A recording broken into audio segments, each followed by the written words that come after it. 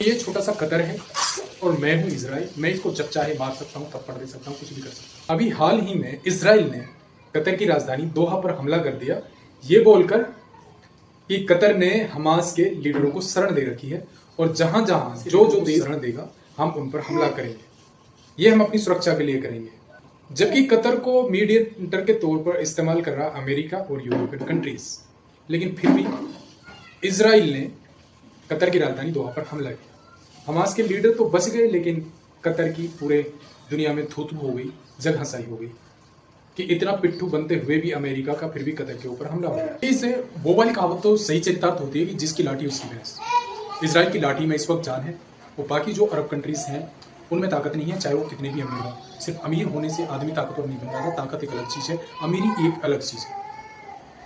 तो अरब देशों को अपनी ताकत बढ़ानी होगी, उन्हें डिफेंस में आगे आना होगा, मॉडर्न टेक्नोलॉजी पर काम करना होगा, एआई पर काम करना होगा और मिसाइल सिस्टम को अपने को मजबूत करना होगा। तब जाकर इसराइल का वो मुकाबला कर सकते हैं, वरना तो ऐसे ही पिटते रहेंगे, ऐसे ही मिसाइल उनके ऊपर बरसती रहेंगी और वो कोई जवाब नहीं दे पाएंगे। अब कतर और इसराइल को समझिए मेरे और मेरे बेटे के हिसाब से। मैं इसराइल हूँ और ये कतर। कतर क्यों? चूंकि वीक है। कतर के पास पैसा बहुत है, लगभग पर कैपिटा इनकम के हिसाब से, प्रति व्यक्ति आय के हिसाब से लगभग दुनिया में 4th या 5th नंबर पर आता है कतर। लेकिन अगर ताकत की बात करें तो वो टॉप 50 कंट्रीज से बाहर, लगभग उसकी रैंक जो है वो है 64 या 66।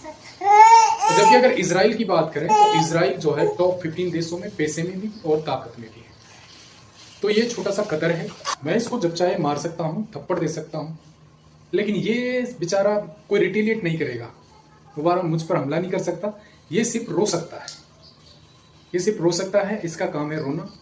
और मैं इसको मारूं, काटूं, दापूं, इसके पास कुछ भी करूं, ये रिटेलिएट करेगा ही नहीं, क्योंकि इसमें वो ताकत नहीं है। तो यही हाल कतर का और बाकी अरब कंट्रीज का है। अरब कंट्रीज जो है इसराइल के बच्चे के समान है और इसराइल उनको मारता रहता है, वो बेचारे रिटेलिएट भी नहीं कर पाते। तो ये बात अरब कंट्रीज को समझनी होगी और अपने आप को मजबूत करना होगा। जब वो खुद को मजबूत करेंगे तब जाकर वो रिटेलिएट कर पाएंगे और इसराइल को जवाब दे पाएंगे। तो बने रहिए हमारे साथ ऐसे ही अपडेट पाने के लिए, और हम आपके लिए ऐसे ही इंफॉर्मेटिव वीडियोस लाते रहेंगे। सब्सक्राइब कीजिए और शेयर कीजिए। अस्सलाम वालेकुम, धन्यवाद, शुक्रिया, बाय।